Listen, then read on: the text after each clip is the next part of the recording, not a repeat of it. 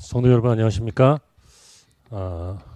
온라인 성경 공부 오늘은 성숙한 믿음이 무엇입니까? 라고 하는 주제로 마태복음 22장 34절 그리고 40절까지의 내용을 중심으로 해서 예수님과 율법사의 대화를 통해서 성숙한 믿음에 대해서 생각해 보겠습니다.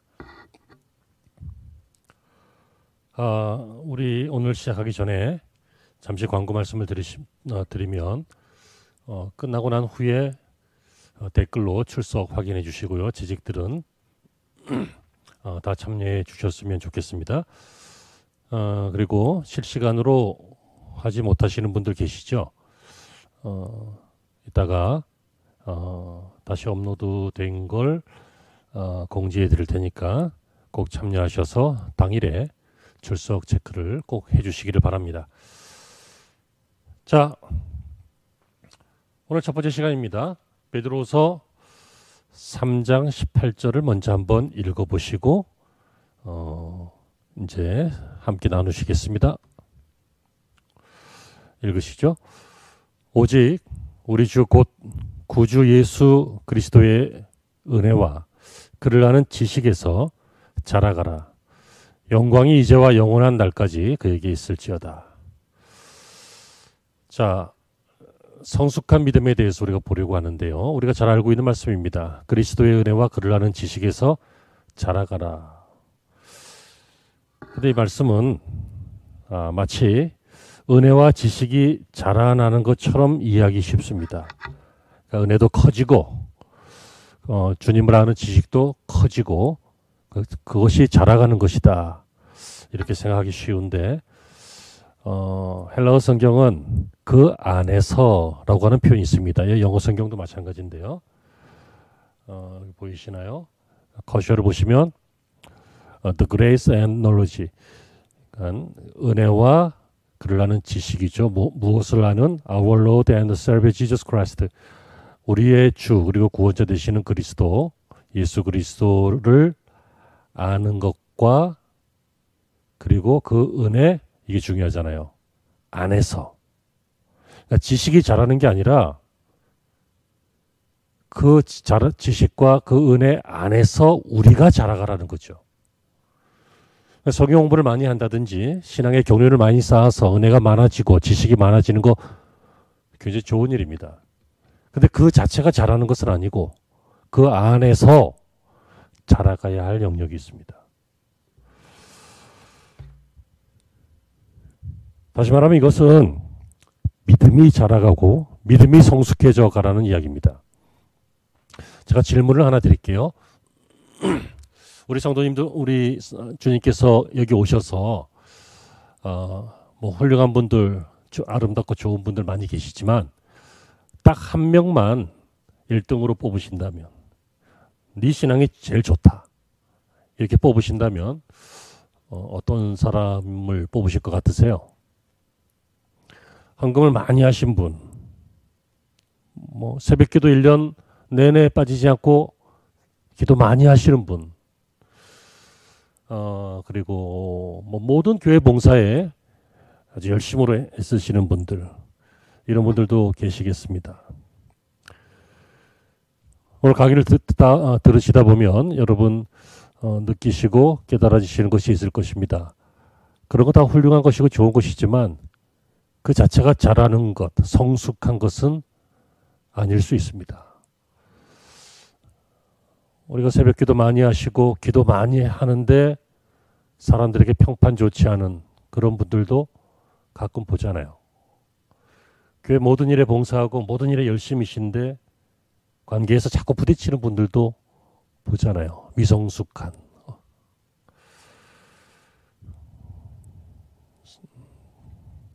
그렇죠.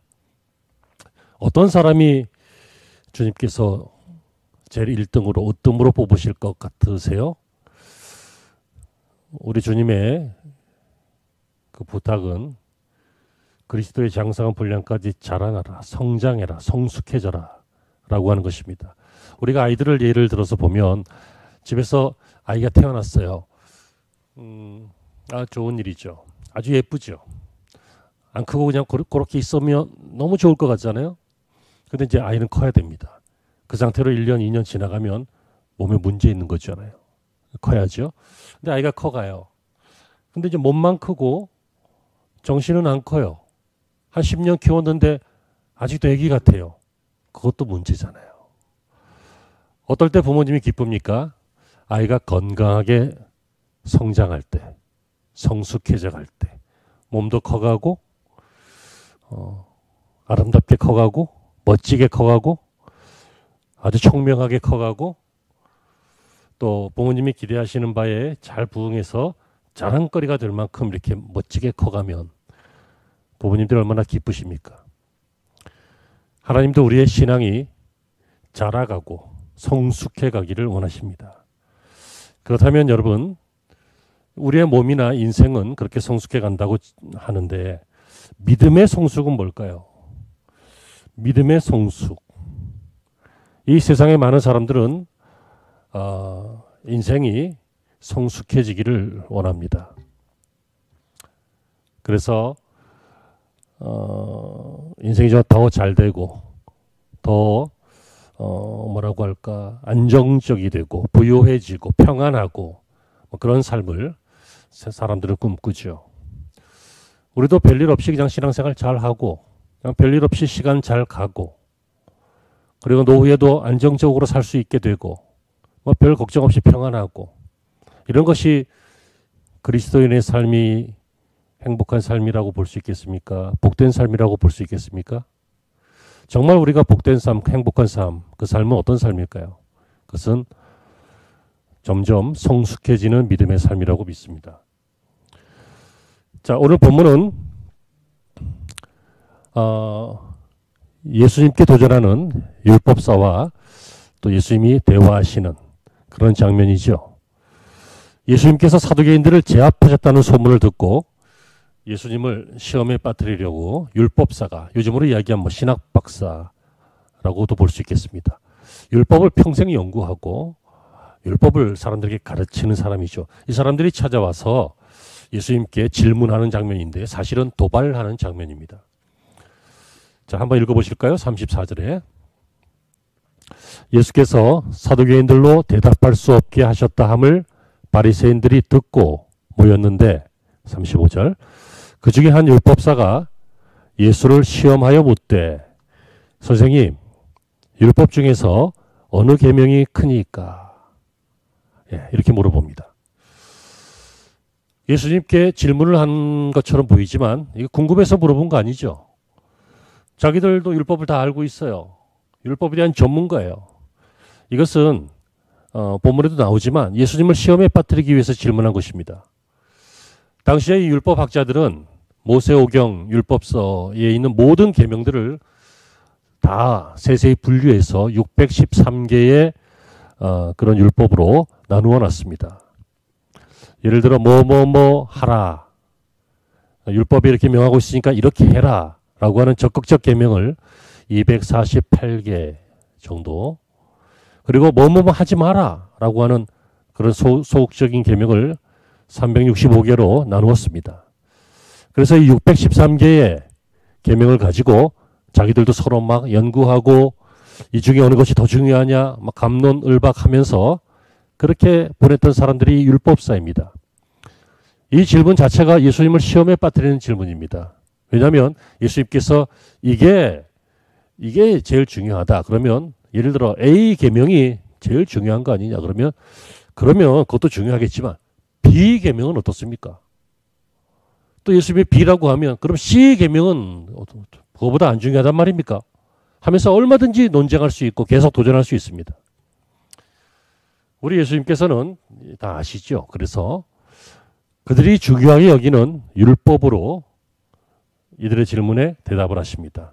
내 생각에는 뭐 이런 것 같다 이렇게 안 하시고 성경으로 말씀을 하시죠. 37절에 예수께서 이르시되 내 마음을 다하고 목숨을 다하고 뜻을 다하여 주 너희 하나님을 사랑하라 하셨으니 이것이 크고 첫째 되는 계명이요. 예수님께서 이렇게 말씀하셨습니다. 이 말씀은 율법에 있는 말씀입니다. 신명기 6장 5절을 인용하신 건데요. 신명기 6장 5절에 보시면 이렇게 되어 있잖아요. 너는 마음을 다하고 뜻을 다하고 힘을 다하여 내 하나님 여호와를 사랑하라. 그러니까 이들의 질문에 대해서 예수님께서 성경에 뭐라고 되어 있느냐? 구약의 그 율법에 뭐라고 되어 있느냐? 그래서 그 율법을 말씀하십니다. 그리고 그치지 않고 계속 말씀을 하시는데 둘째도 그와 같으니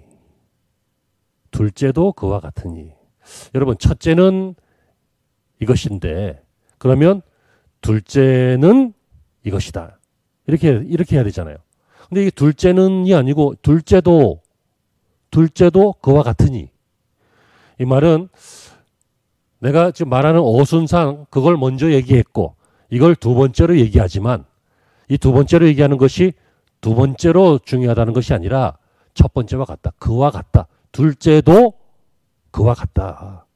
그 내용은 무엇입니까? 내 이웃을 내 자신과 같이 사랑하라 하셨으니. 여러분 이 말씀도 역시 레위기에 있는 말씀을 인용하신 것이죠. 레위기 19장 18절에 내 이웃 사랑하기를 내 자신과 같이 사랑하라. 나는 여호와니라. 이 하나님의 말씀을 인용하신 것입니다. 그러니까 첫 번째 계명 제일 중요한 것이 무엇입니까? 라고 하는 질문에 대해서 예수님께서는 너는 마음을 다하고 뜻을 다하고 힘을 다하고 하나님을 사랑해라. 그리고 두 번째도 첫 번째와 같은 비중인데 둘째도 그와 같으니 이웃 사랑하기를 내 자신과 같이 사랑하라. 그러면서 하시는 말씀이 레위기 있는 말씀으로 나는 여호와니라. 하나님 말씀이다. 그 얘기죠. 그리고는 결론을 말씀하십니다. 결론 40절에 이 두 계명이 온 율법과 선지자의 강령이니라. 여러분 구약 시대에는 아직 신약 성경이 기록되지 않았잖아요. 구약만 있잖아요. 그러니까 구약 성경이 아니라 그냥 성경이죠. 근데 그 구성이 율법서와 선지서로 되어 있죠.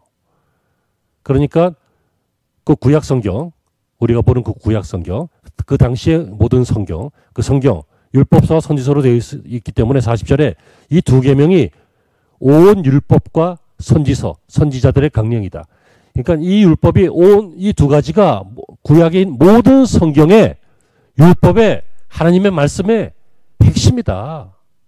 주님께서 이렇게 말씀하고 계십니다.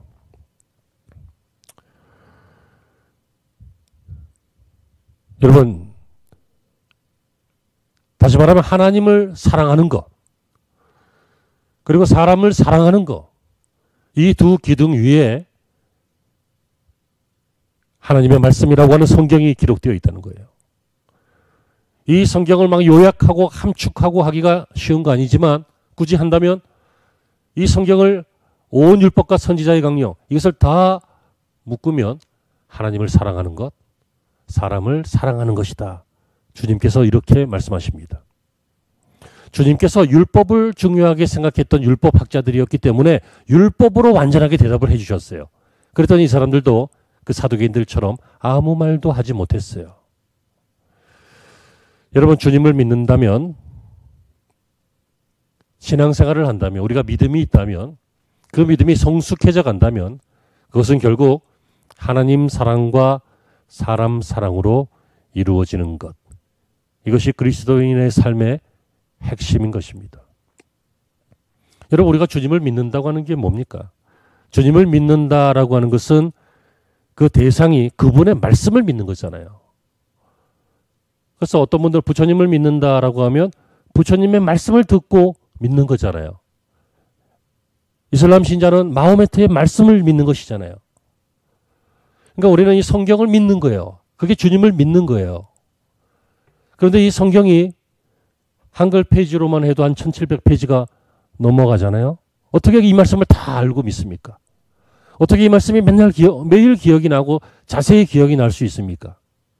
그래서 이 성경에 있는 핵심 사상을 요약해서 나는 이렇게 믿습니다 라고 고백하는 것이 우리가 하고 있는 사도신경입니다. 전능하신 하나님을 믿고 우리가 고백하는 그 내용들을 거기다 담아서 이렇게 믿습니다 라고 우리가 신앙을 고백하는 거잖아요. 그리고 믿는 성도라면, 그리스도인이라면 적어도 이런 삶을 살아야 한다라고 하는 그 윤리적인 삶의 모범, 윤리장전, 이게 바로 십계명입니다.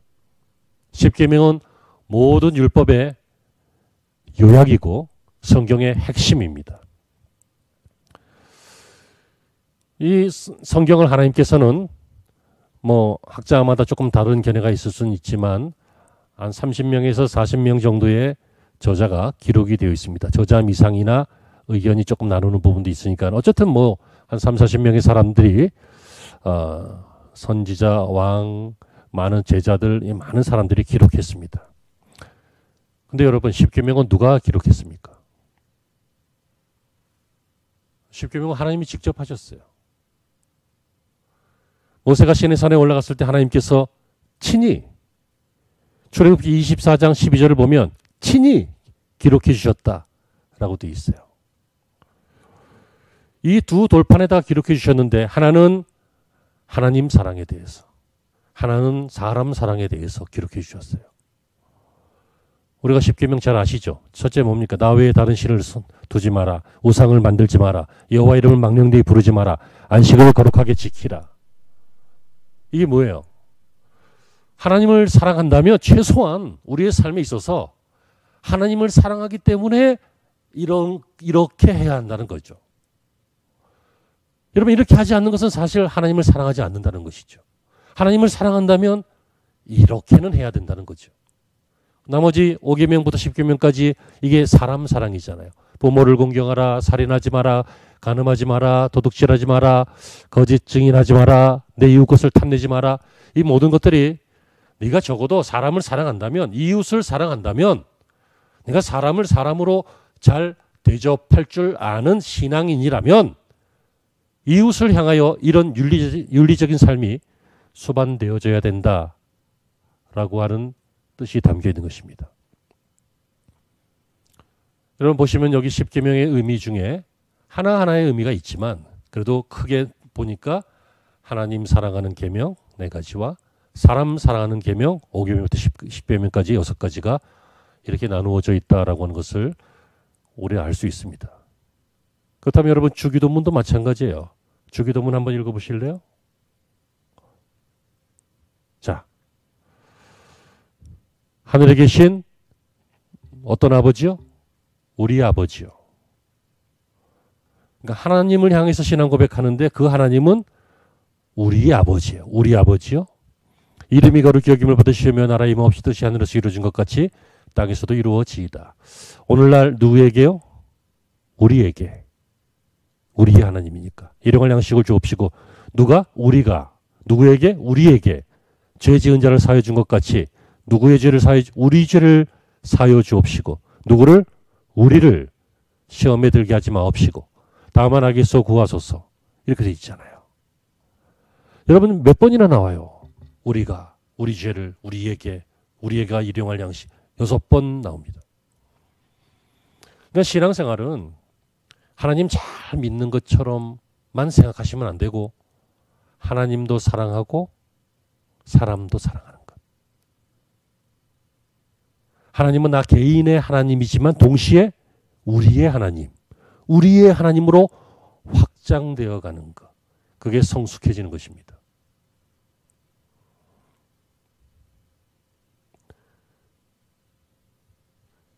이 하나님 사랑과 사람 사랑을 상징적으로 본다면 문자로 보면 대문자 X로 이렇게 표현할 수 있습니다. 하나님 사랑 X 이렇게 X자요. 이렇게 머릿속에 한번 이 X자를 한번 그려보세요. 이렇게 X자가 이렇게 딱 그려져 있어요.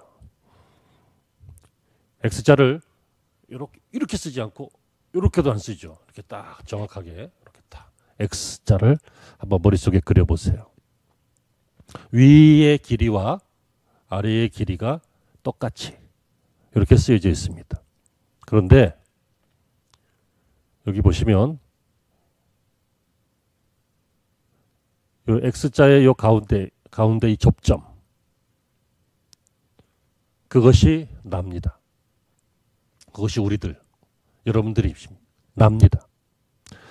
그리고 그 X자 접점이 난데 그 위로 향하는 부분 이것이 하나님 사랑입니다. 이 하나님 사랑은 모든 하나님의 사랑이 이렇게 모든 하나님의 사랑이 나에게로 집중되어 있습니다. 하나님은 나의 하나님이십니다. 나를 구원하시기 위해서 예수님을 보내셨습니다. 나를 위해서 역사가 진행이 됩니다. 오늘 아침에 해가 뜨는 것도 나를 위해서 해가 뜹니다. 여러분, 내가 사는 모든 이유와 모든 상황, 이것은 하나님의 사랑이 내게 집중되기 때문에, 하나님의 사랑이 내게 오기 때문에, 나를 사랑하시기 때문입니다. 그 하나님이 내 하나님입니다. 그래서 우리는 하나님을 사랑하고 감동도 받고 은혜도 받고 하나님을 예배하고 하나님을 찬양하잖아요. 그 하나님이 나를 죄에서 건져주시고 구원하신 것입니다. 그러나 이 위만 있고 이 밑으로 내려가는 이 크로스돼서 내려가는 이 부분이 없으면 뭐가 돼요? 내가 종점이 됩니다. 내가 끝입니다. 여러분, 이 아래가 없으면 그냥 내 하나님으로 끝나는 거예요. 모든 것의 중심은 나밖에 없어요. 나는 잘 살아야 돼. 다른 사람은 모르겠어. 나는 행복해야 돼. 다른 사람은 모르겠어. 나는 뭐 부유해야 돼. 다른 사람은 굶던지 모르겠어. 아무튼 내가 종점이 돼요. 근데 여러분, 그 아래 부분이 있잖아요. 내가 하나님의 사랑을 깨닫고 그리고 처음에는 어린아이 같아서 나의 하나님 이런 신앙생활을 했지만 시간이 흐르고 은혜를 받고 성숙한 믿음이 되려고 애쓰다 보니까 그를 아는 지식이 커지는 게 아니라 그 은혜가 커지는 게 아니라 그 지식과 은혜 안에서 살면서 내가 자라다 보니까 알게 되는 것이 있죠. 아래가 있다는 거예요. 내가 그리스도인으로서 어떻게 살아야 하는가? 거기에 대한 고민이 이 아래를 생각하는 거죠. 내가 하나님을 어떻게 예배할 것인가? 하나님의 뜻을 어떻게 깨달을 것인가? 어떻게 하나님을 예배하고 찬양할 것인가? 이 위로 하나님께 어떻게 영광을 올릴 것인가? 위로의 삶도 있지만 그 뜻을 알았거든 밑으로 내가 이 세상에서 사람들과 더불어 살면서 섞여 살면서 내가 그리스도인으로서 어떻게 살아야 되느냐? 그렇다면 이 접점 내가 이게 종점이 되는 게 아니라 이게 통로가 되는 것입니다. 위로부터 내게 주신 하나님의 받은 사랑을 아래로 흘려가는 통로가 되는 것입니다. 그 위에 하나님의 사랑의 크기만큼 밑에도 처음에는 조금 작지만 점점 균형을 맞춰서 이 위아래가 똑같은 크기로 이렇게 사랑의 빛을 갚고 사람을 사랑할 때 그때 성숙해지는 것이죠. 여러분, X의 윗부분만 생각해 보면 이것은 하나님은 나의 하나님에서 그냥 끝나요. 근데 주기도문에서도 그렇고 십계명의 그 의미도 그렇고 하나님께서는 하나님 사랑하고 이웃을 사랑하라. 이것을 요구하시고 예수님도 어느 게 크냐는 율법사들의 질문에 이 신명기와 레위기 말씀을 인용해서 하나님 사랑, 이웃 사랑이 모든 성경이다. 모든 율법이다. 이렇게 말씀하고 계시는 것이죠. 여러분, 나는 사랑할 수 없어요. 나는 힘이 없을 때가 있어요. 하지만 위를 쳐다보면 하나님이 나를 사랑하시기 때문에 내게 꽉 다 집중해서 주시니까 그 꽉 찬 사랑을 가지고 있다가 깨닫게 되면 문을 열어서 나는 사랑할 수 없지만 저 사람도 우리의 하나님을 믿는 하나님의 사람이기 때문에 빚을 갚는 마음으로 내가 받은 사랑을 갚아주는 마음으로 통로가 되어서 사랑하는 것. 그런 것입니다. 결국 자, 성숙한 믿음. 믿음이 자라간다. 믿음이 성숙해진다. 라고 하는 것은 결국 무슨 말입니까? 여러분, 우리가 헌금을 아무리 많이 하셔도, 우리가 봉사를 아무리 많이 해도, 기도를 아무리 많이 해도 우리들의 눈에 사람이 보이지 않으면 우리는 아직 성숙한 그리스도인이 아닙니다. 신앙생활을 열심히 하면서 하나님을 향해서 막 열심히 하는데 X의 윗부분만 있고 여전히 그 아랫부분이 없거나 작거나 모자르거나 막혀 있다면 우리들은 나에게 갇혀버린 그런 미숙한 아이 같은 사람일 뿐입니다. 여러분, 저 사람의 아픔이 내 아픔이 될 때, 저 사람의 그 고독이 나의 뼈저린 고독이 될 때, 다른 사람들의 문제가 나의 것으로 느껴지기 시작할 때, 그때 성숙해지기 시작하는 것입니다. X의 아랫부분이 생기기 시작할 때부터 우리의 믿음이 성숙해지는 것입니다. 왜요? 하나님 사랑과 사람 사랑이 온 율법과 선지자의 강령이고 주님이 가르치신 기도문의 핵심이시고, 그리고 그것이 하나님의 뜻입니다. 우리 예수님의 모습을 보면 그 접점에서, X의 그 접점에서 위로 하나님을 향해서 또 아래로 사람을 향해서 완벽하셨습니다. 나의 하나님, 나의 아버지, 우리 예수님은 하나님과 하나였습니다. 완전한 통로가 되셔서 또 하나님과 하나일 뿐만 아니라 성자 하나님으로 이 땅에 오셔서 사람을 향해서도 하나가 되었습니다. 그래서 우리를 대신해서 우리처럼 우리 죄를 위해서 인간의 모습으로 그렇게 돌아가시는 대속제물이 되셨잖아요. 크라이스트, 그리스도. 이 그리스도의 헬라어를 크리스토스 이렇게 합니다. 여기 써 있는데요. 우리가 예수님을 쓸 때, 하나님을 쓸 때는 데오스에서 이렇게 번데기 글자로 약자로 그렇게 쓰고, 예수님을 쓸 때는 크라이스트, CH 이렇게 안 쓰죠. 그건 영어로 하니까. 헬라어로 할 때는 이렇게 크리스토스, X로. 그러니까 헬라어, 이게 X는 영어 발음이지만 헬라어 알파벳에서는 키로, X로, 크리스토스. 역시 예수님은 위로 아래로 하나님을 향하여 사람을 향하여 완벽한 모범이 우리에게 되셨습니다. 목사님, 이 얘기를 듣다 보니까 생각은 그럴 것 같은데, 예수님이니까 그렇게 하셨죠. 우리가 어떻게 그렇게 해요? 그렇게 하시는 분 많이 계십니다. 많이 계십니다. 우리는 정말 존경에 맞지 않는 위대한 목회자들, 위대한 선교사들, 또는 이름은 없지만 각 교회마다 이렇게 사람을 사랑하고 하나님을 사랑했던 수많은 분들이 계셨다는 것을 알고 있습니다. 예수님만 그렇게 하시는 게 아니에요. 예를 들어 바울의 모습을 볼까요? 바울의 신앙. 그건 성숙한 사람이 아주 지금까지 2000년이 지났지만 누구와 비교도 될 수 없을 만큼 위대한 선교사, 위대한 신학자, 위대한 신앙인, 위대한 제자. 이 바울이잖아요. 여러분, 이 바울은 사실은 위로 하나님 사랑만 가득했습니다. 그래서 위로 하나님을 향한 그 사랑, 유대교의 율법에 갇혀가지고 하나님 사랑이 대단했지만 사람 사랑에 대해서, 하나님의 뜻에 대해서 몰랐어요. 구원에 대해서 몰랐어요. 아래로 이 복음이 전해지는 예수님의 모습, 그 모습을 몰랐어요. 그래서 예수 믿는 사람들이 이단인 줄 알고 핍박하고 잡으러 다니고 재판에 넘기기 위해서, 공회에 넘기기 위해서 다니잖아요.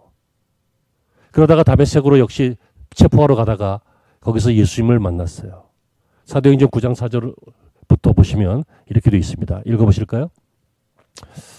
땅에 엎드려져 들음에 소리가 있어 이르시되 사울아 사울아 내가 어찌하여 나를 박해하느냐 하시거늘 대답하되 주여 누구시니까 이르시되 나는 네가 박해하는 예수라. 여러분, 이 사울은, 바울의 전 이름 사울은 이때까지 예수님 만난 적 없어요. 소문만 들었지. 만나지를 않았어요. 그냥 예수 믿는 제자들을 체포해서 가두는 일을 했죠. 그런데 예수님께서 뭐라고 하십니까? 누구십니까? 라고 물었더니 네가 박해하는 예수라. 사울이 박해한 것은 사람이었잖아요. 그런데 예수님께서는 그 사람에게 한 게 나에게 한 거란 얘기잖아요. 그 외에 그 성경에도 그런 말씀들이 많죠. 지극히 작은 자 하나에게 한 것이 내게 한 것이다.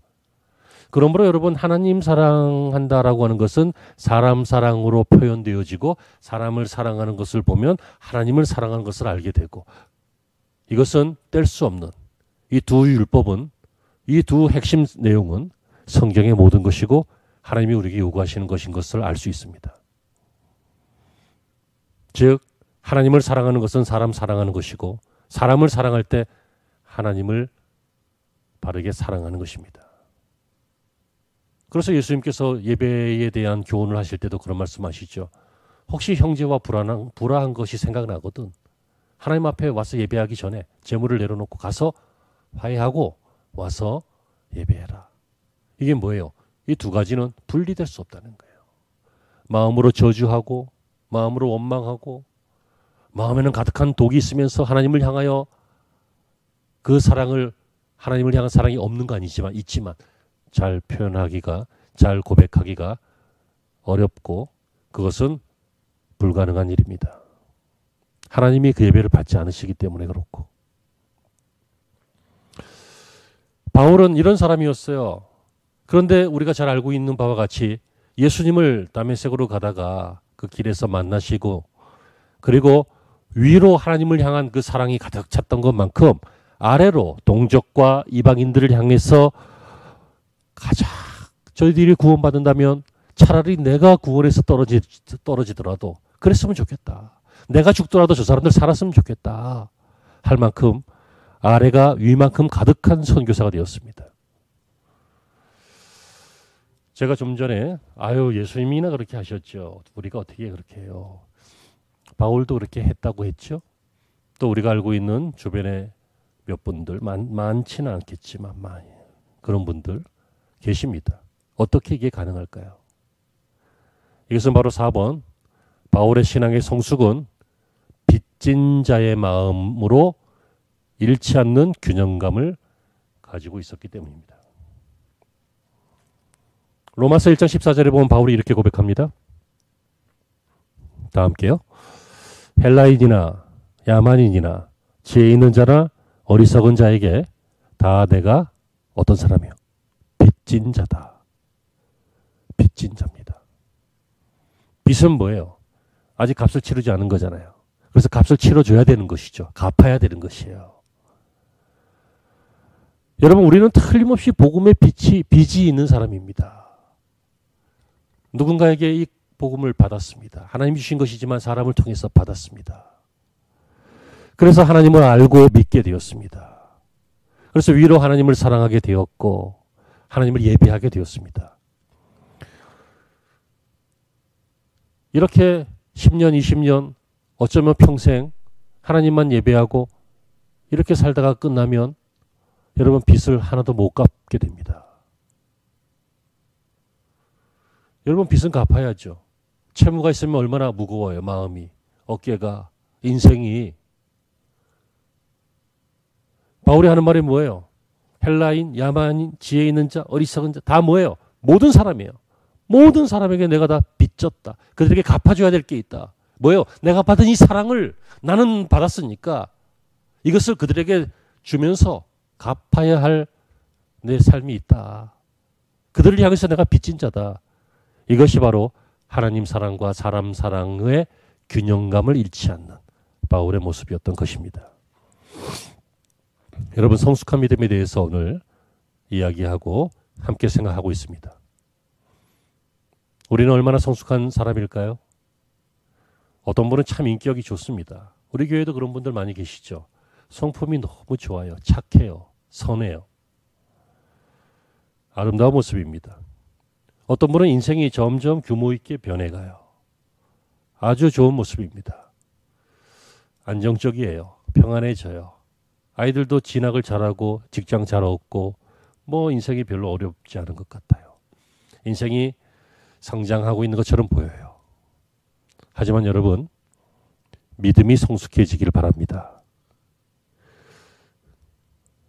이 성경 공부를 시작하면서 제일 첫 번째, 하나님께서 여기 오셔서 우리들 중에 한 사람만 으뜸으로 뽑는다면 누구를 뽑으실까? 기도 많이 하신 분, 봉사 엄청 하시고 혹은 헌금을 엄청 하신다든지 아니면 예배에 너무 힘쓰셔서 감동적인 예배로 다 훌륭하십니다. 하나님이 딱 한 명만 뽑으신다면 그리스도의 장성한 분량까지 성장한 사람. 신학적으로 이야기하면 이 땅에서 점점 성화되어 간 사람. 하나님 나라에서는 영화롭게 되지만 이 땅에서는 성숙한 믿음으로 커가는 사람. 하나님을 향한 신앙도 균형 있게, 사람을 향한 사랑도 균형 있게.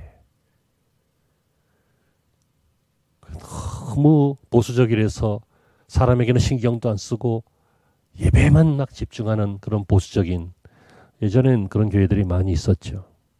또는 너무 진보적이라서 하나님의 뜻을 살피는 것은 별로 없고 그냥 퍼주기만 하고 일 봉사하고 사람들만 돌보고, 뭐 아름다운 일이지만 지혜로운 일은 아닐 것입니다. 이 균형이 잘 맞아야 됩니다. 우리는 진보적이지도 보수적이지도 않고 우리는 성경적이어야 합니다. 주님이 으뜸으로 뽑을 사람, 바로 여러분들이 되셨으면 좋겠습니다.